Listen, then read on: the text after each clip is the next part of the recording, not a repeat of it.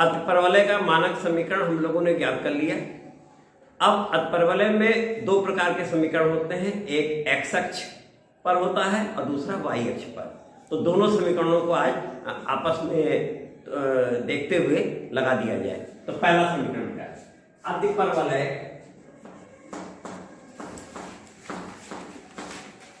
का मानक समीकरण, जो कि हम लोगों का निकाला है मानक समीकरण, जिसे हम स्टैंडर्ड इक्वेशन भी कहते हैं, यही निकाला बेटा। देखो एक्स स्क्वायर बटे ए स्क्वायर ऋण वाई स्क्वायर बटे बी स्क्वायर बराबर ए, कल निकाला गया है ये था। और इसका अक्ष कल क्या था? एक्स अक्ष था, जिसका अक्ष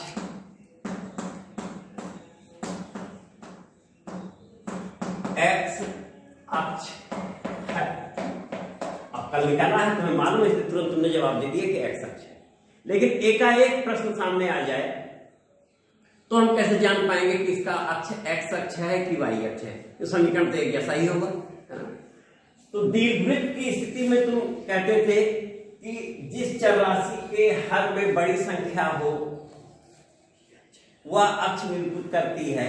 तो अगर एक्स स्क्वायर के बटे में संख्या बड़ी है, इसका मतलब दीर्घ अक्ष वाला हिस्सा एक्स स्क्वायर के नीचे है, और वाई स्क्वायर के हर में अगर संख्या बड़ी है तो वाई अक्ष। तो अक्ष की पहचान वहां बड़ी संख्या से हो जाती थी। यहां ऐसा नहीं है। यहां जिस व्यंजक के सामने धनात्मक चिन्ह होगा वह अक्ष बताएगा। तो यहां देखो, जैसे एक्स स्क्वायर के बाहर धनात्मक है, वाई स्क्वायर के बाहर ऋणात्मक है, तो एक्स अक्ष है। और अगर यहां पर धनात्मक होता वाई स्क्वायर होता और यहां एक्स स्क्वायर होता तो वाई अक्ष होता। इसके छोटा बड़ा होने का कोई औचित्य नहीं है, कि छोटा भी हो सकता है और बड़ा भी। इसका चित्र भी बना लिया जाए बेटा।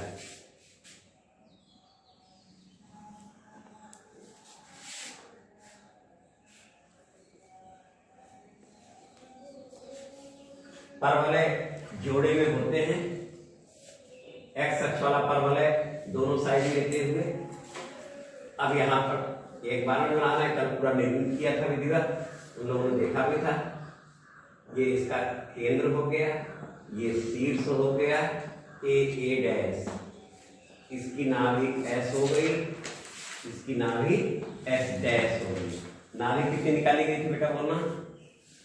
ए कामा 0। और इसी प्रकार हमने कहा था कि दूसरा भी होता है और उसकी नाभि बोल दी गई थी कितना था बेटा? ऋणात्मक दिशा में है तो माइनस ए कामा 0 नाभि हो गई।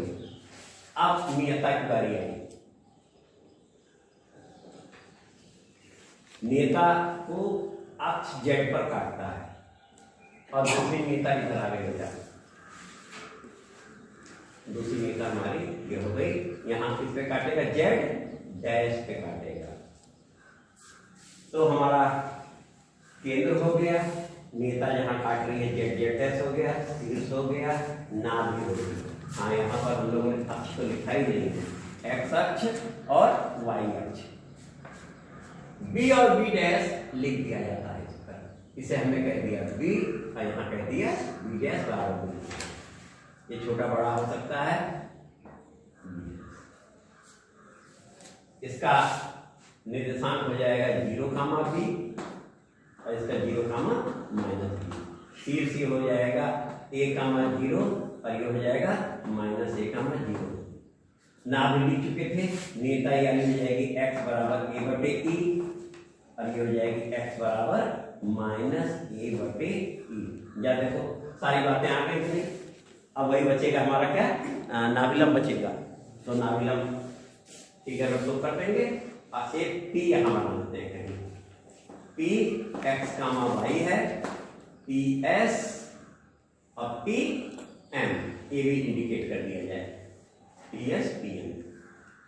ये हमारी फिगर का कंप्लीट फिगर बन गई है। चरबिंदु भी है, नाभि, नेता, नाभिलंब का भी चित्र दिखा देते हैं। नाभिलंब का चित्र दिखा दिया जाए इसके अंदर। नाभिलंब दो होंगे, एक बाईं तरफ एक दाईं तरफ, क्योंकि दो नाभियां हैं तो दोनों नाभियों पर से होती हुई लंब जीवा, नाभिलंब जीवा होगा जो कि अक्ष पर लंब होगी, एल एल डैश इसका नाम है, जो कि इधर L दूरी है, इधर L दूरी है।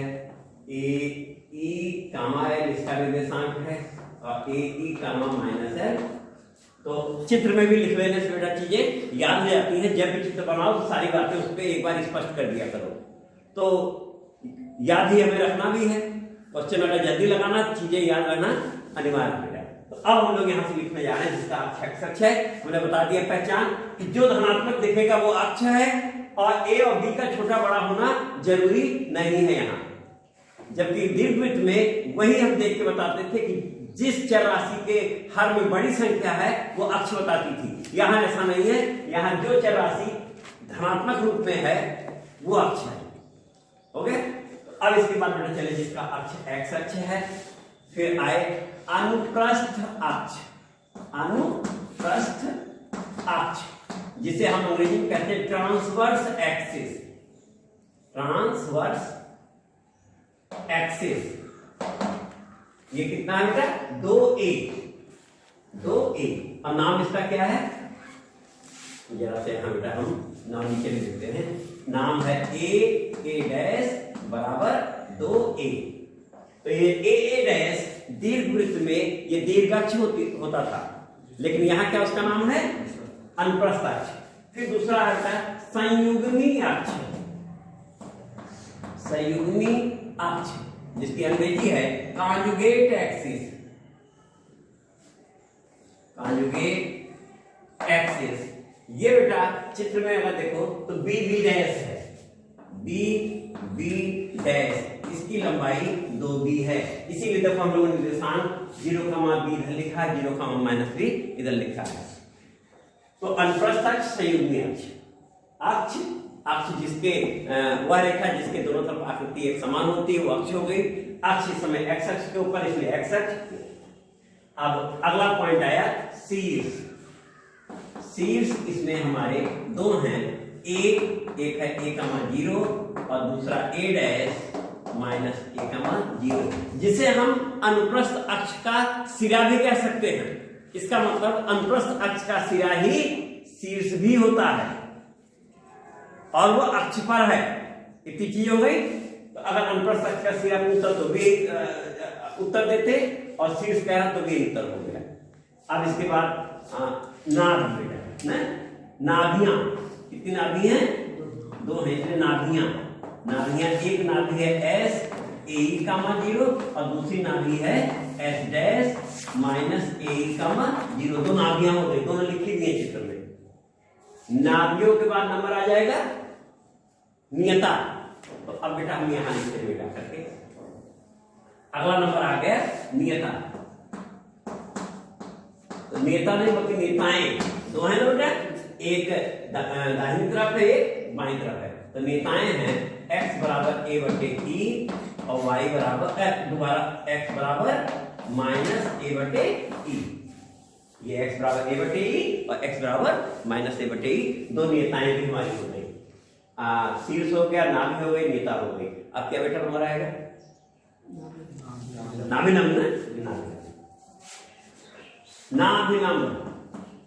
नाभिलंब है तो 2, लेकिन लंबाई तो एक ही बार में बोली जाएगी, दोनों समान होगी। नाभिलंब का मतलब होता है नाभिलंब की लंबाई। नाभिलंब की लंबाई कहे तो नाभिलंब ज्ञात करो, नाभि अक्ष की लंबाई ज्ञात करो, नाभिलंब जीवा की लंबाई ज्ञात करो। इतने नाम से आता है। तो नाभिलंब क्या होता है? यहाँ LL डैश है, चित्र में नाम पढ़ा है ना, LL डैश है, जिसकी लंबाई कितनी कही गई है? 2L है। लेकिन ये आता कितना है? 2b²/a, जहां b क्या है?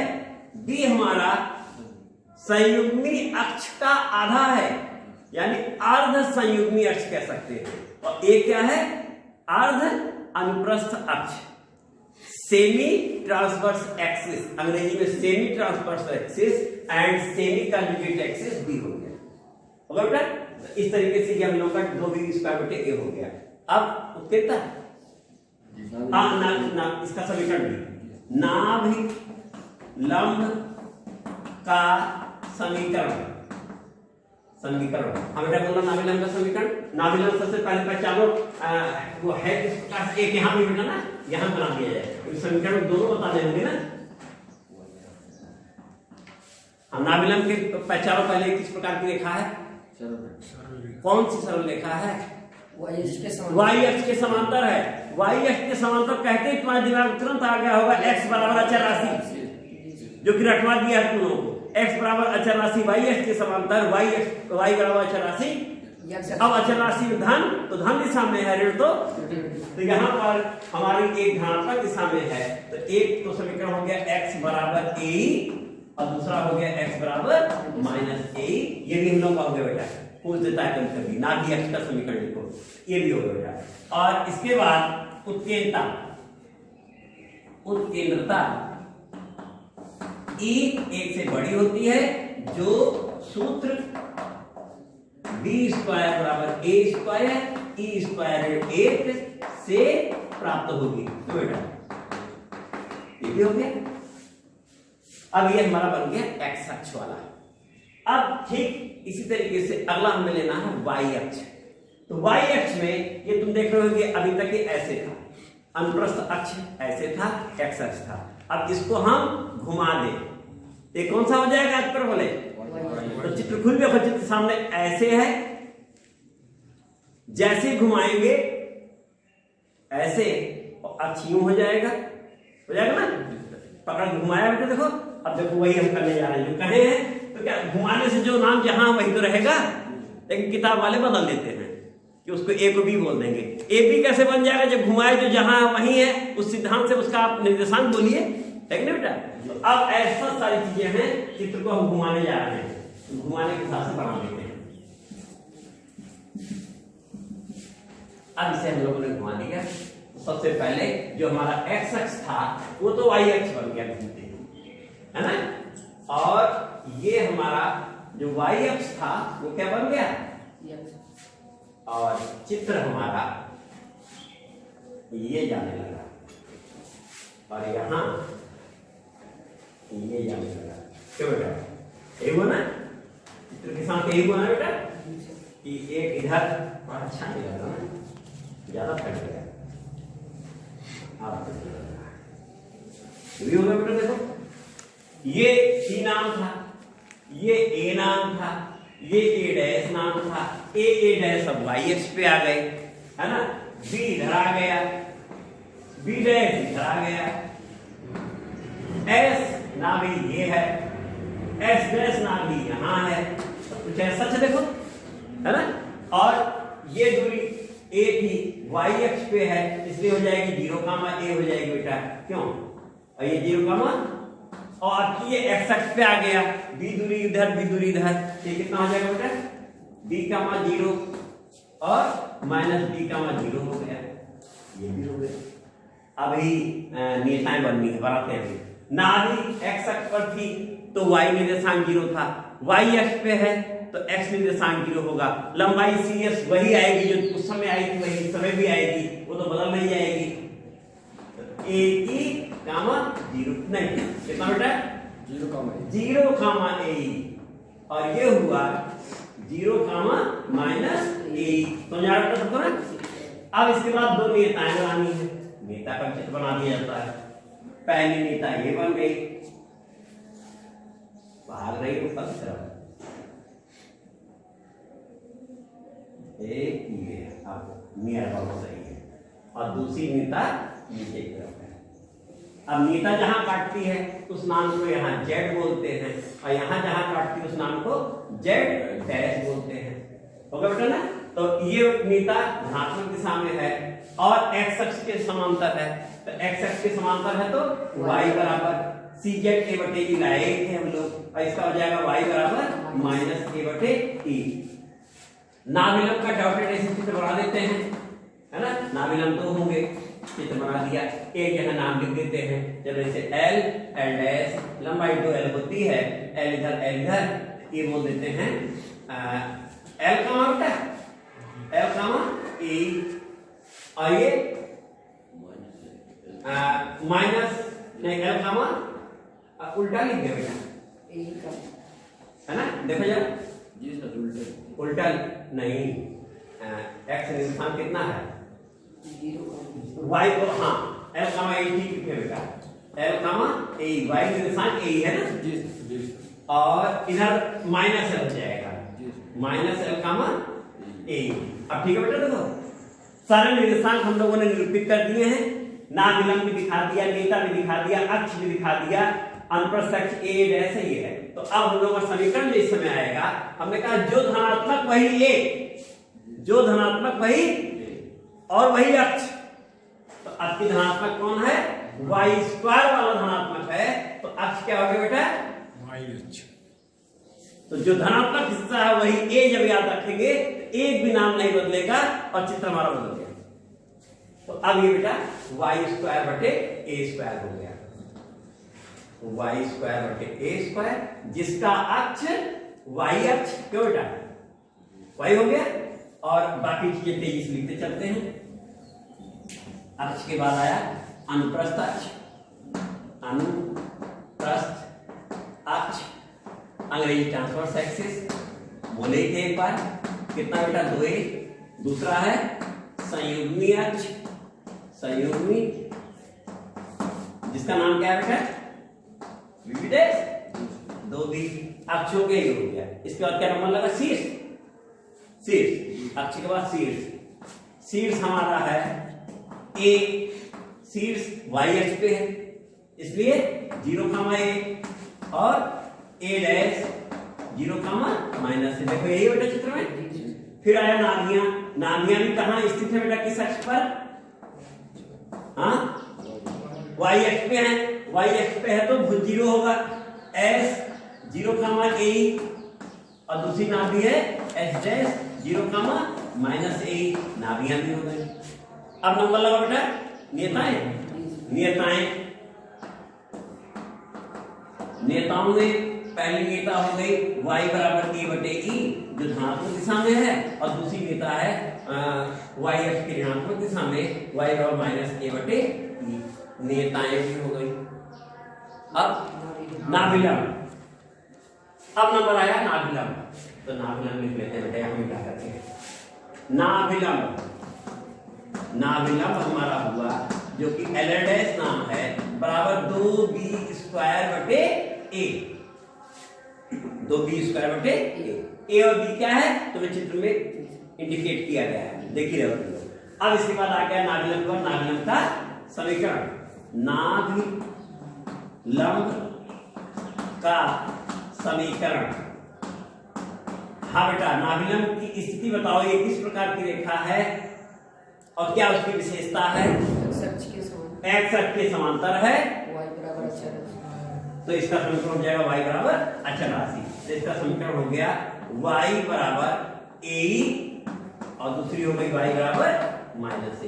ये भी हो गया हम लोग का। उत्केंद्रता वही रही, उत्केंद्रता ई है ना, और जो सूत्र बी स्क्वायर बराबर ए स्क्वायर ई स्क्वायर क्यों बेटा से प्राप्त होगी।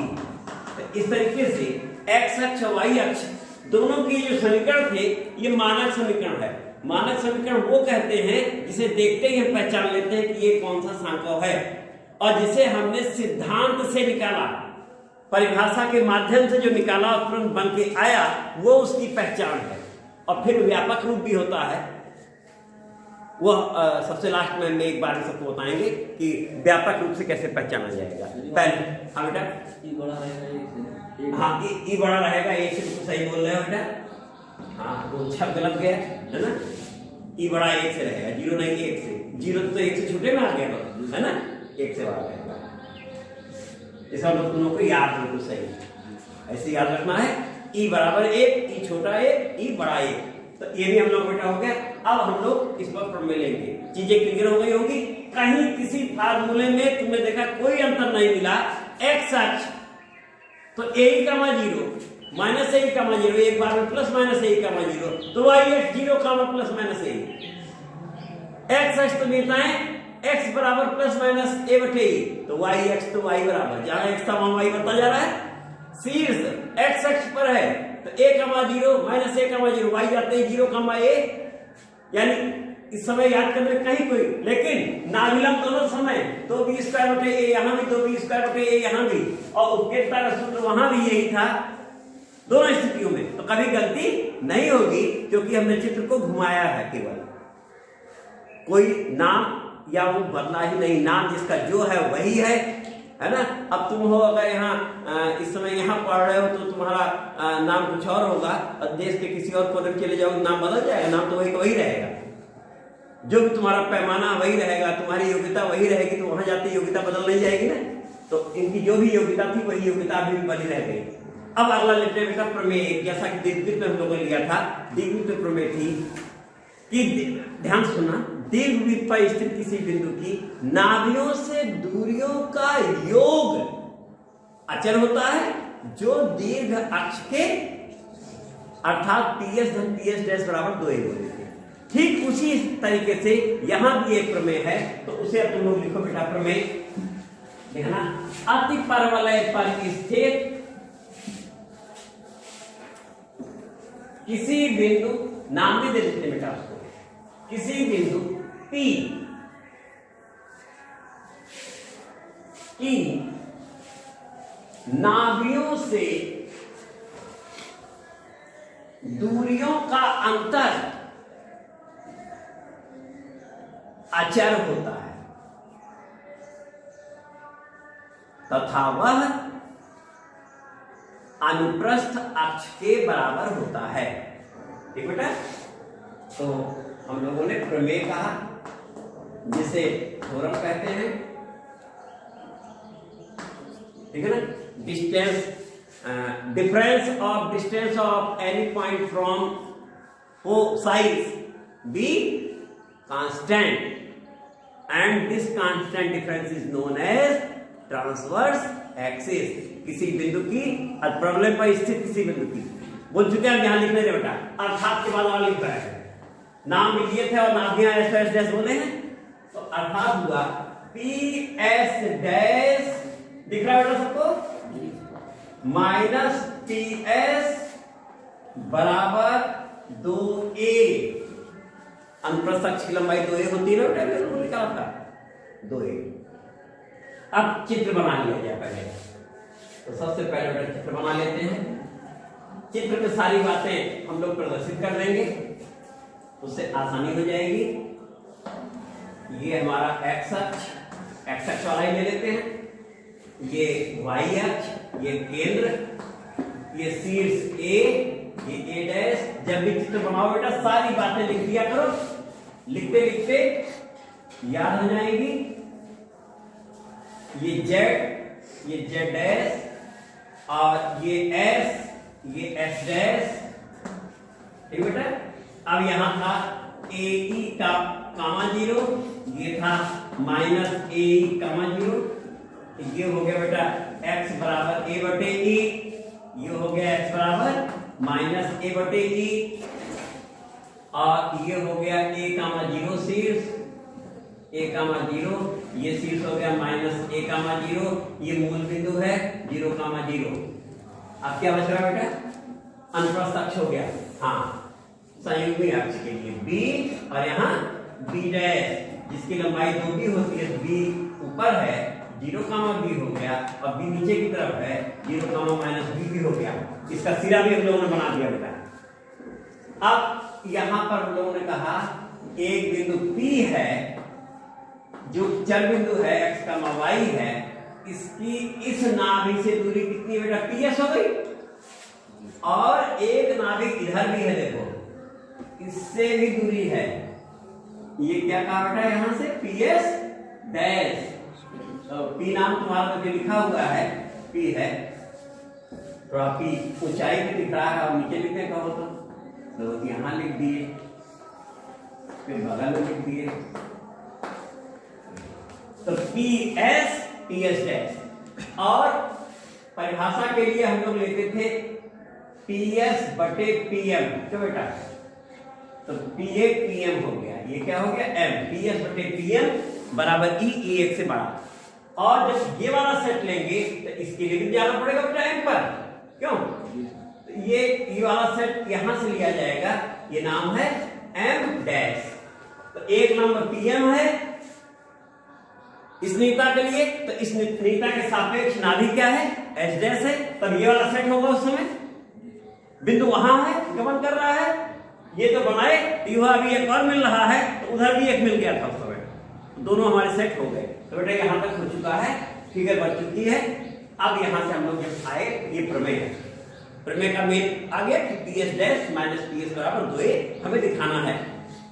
जहां एस एस डैश नाभियां हैं, 2a क्या है, अचर है, निश्चित है, और उसका नाम है अनुप्रस्थ अक्ष। तो हम लोग लिखते हैं बिंदु P अति परवलय, बिंदु P अति परवलय एक्स स्क्वायर बटे ए स्क्वायर ऋण वाई स्क्वायर बटे बी स्क्वायर बराबर 1 नंबर 1। अब बिंदु P क्या, एक्स कामा वाई बेटा ना, बिंदु P जो जब बिंदु एक्स कामा वाई अति परवलय 1 पर है, ये हम नहीं कह रहे हैं, ये प्रमेय कह रही है कि अति परवलय पर स्थित कोई बिंदु है, और अब ये हमें सिद्ध करके दिखाना है। तो अगर अति परवलय पर है तो वो नियम का पालन करेगा। अतः परिभाषा से, अतः परिभाषा से, परिभाषा क्या कहती है कि बिंदु की नाभि और निकट से दूरी का अनुपात अचर होता है और वो 1 से, तो परिभाषा से पी एस बटे पी एम बराबर ई, और ई बेटा 1 से सही है, या पी एस बराबर ई पी एम नंबर कितना बेटा इसका, तो तथा अभी इसका एक नाभि से और संबंध लेता से है ना, पी एस डैश बटे पी एम डैश बराबर ई, और यहां भी ई 1 से बड़ा, वो आदत पड़ गई, देखो घूम गया था अभी 0 है ना, 1 से बड़ा, या पी एस डैश बराबर ई पी एम डैश, कितना बेटा नंबर, इतना नोट कर लो। तो इसको हम बेटा ऊपर लिखेंगे, जगह बनानी होगी, नोट कर लो। तो समझ आया, ये परिभाषा ये कहती है बिंदु अगर परवलय पर तो ये है कि वहां पे कोई हम लोग पढ़े हैं, ये भी है कहना, ये भी हम पढ़े हैं, लेकिन सिद्ध तो सर ये करना है, उनका देखते हैं सिद्ध होता है कि नहीं होता है। हो गया इतना। तो अब हमने क्या किया कि ये मिटा लिया, यहां से नंबर 1 और 2 नीचे है, जब पड़ी तो उसी हिसाब से मिटाएंगे। अब हम आए, अतः बिंदु P E नाभियों कौन कौन है बेटा, S कामा S डैश से दूरियों का अंतर निकालने जा रहे हैं, कामा बोल दिए, हाँ बोलिए कितना है। तो हमने क्या लिखा बेटा, पी एस डैश दूरी लंबी लग रही है, देखो वहां देखो लंबी लग रही है ना, तो जो बड़ी दूरी उसको पहले ले लेते हैं, पी एस, इसीलिए पी एस डैश पहले बोले, और माइनस पी एस। अब उत्तर नहीं मालूम, उत्तर तो भी निकाल बताएंगे ना। आगे बढ़े, तो जैसे ही आगे बढ़े तो परिभाषा में पी एस कितना निकाले बैठे हुए बेटा हम लोग, ई पी एम उठा कर रख दिया, ई पी एम, और माइनस में ई पी एम डैश इसको बेटा, तो ये कहां से लिख दिया, तो हमने कहां सीखा बेटा, 2,3 से किनारे समझा भी दिया कि नंबर 2 पे जब बोल रहे थे दोस्तों में कहा लिखी लायक परिभाषा ये नहीं है, हाँ बेटा डैश यहाँ मिस प्रिंटिंग हो गई बेटा, है ना, हो गया डैश सही है ना।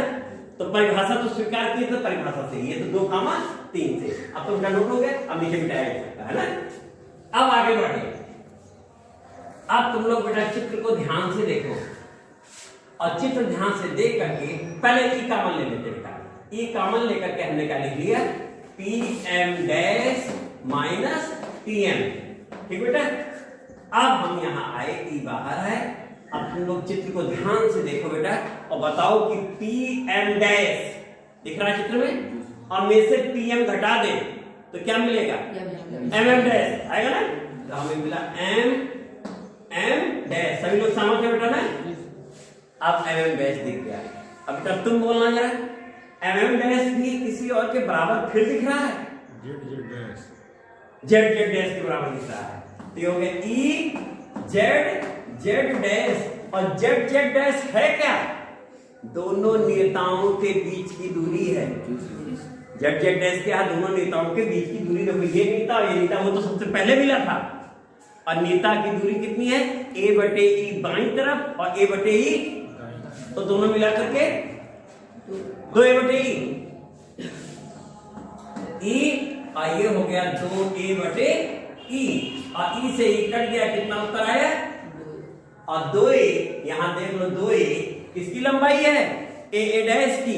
ए डैश क्या है? अनुप्रस्थ अक्ष है, बराबर अनुप्रस्थ अक्ष, बराबर अनुप्रस्थ अक्ष। बेटा हो गया ना? ठीक है, तो हम लोगों को मिल गया अनुप्रस्थ अक्ष, और ये सिद्ध हो गया। और इसी सिद्धांत से हम क्या निकाल सकते हैं? इसका समीकरण भी निकाल सकते हैं, जैसा किताब ने किया है। बिल्कुल इसी सिद्धांत से निकाला है, लेकिन हम लोगों ने बिल्कुल मौलिक सिद्धांत से निकाला है, परिभाषा के माध्यम से, जिस ढंग से उस आकृति का निर्माण हुआ और निकाला। और उसके बाद ये भी एक प्रमेय है, ये भी मौलिक ही है, ये भी सिद्धांत के दायरे में है, लेकिन सबसे ज्यादा पुराना सिद्धांत जो है वो जिस विधि से बना, जो सब पे लागू रहा, वो लेते हुए यहां हमने इसको दिखा दिया कि ये है। और जब ये इतना है तो अब x, y ना भी लेते हुए निकाल लो, अभी ये समीकरण बन के आ जाएगा। ठीक बेटा, तो अब आगे इसके आगे ले रहे हैं हम लोग, लिखो अतपरवलय का प्राचलिक समीकरण, है ना? अतपरवलय का प्राचलिक समीकरण।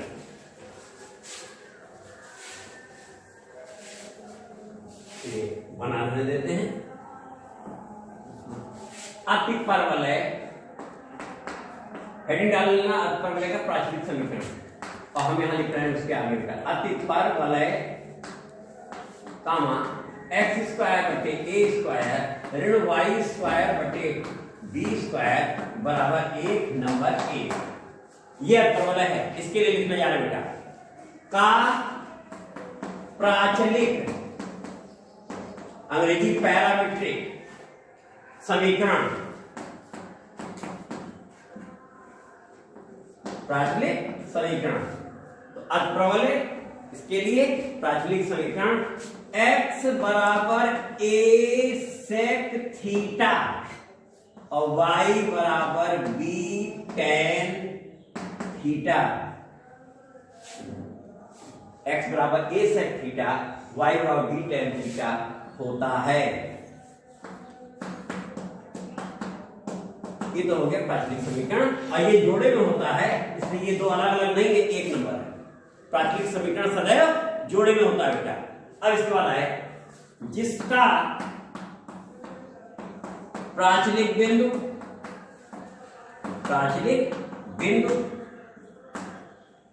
या थीटा नाम आ रहा है, थीटा बिंदु भी कह सकते हैं बेटा, क्यों? थीटा बिंदु या कोई बिंदु जो इसे संतुष्ट कर रहा है, या कोई बिंदु जो अतिपरवलय ए को संतुष्ट करता है,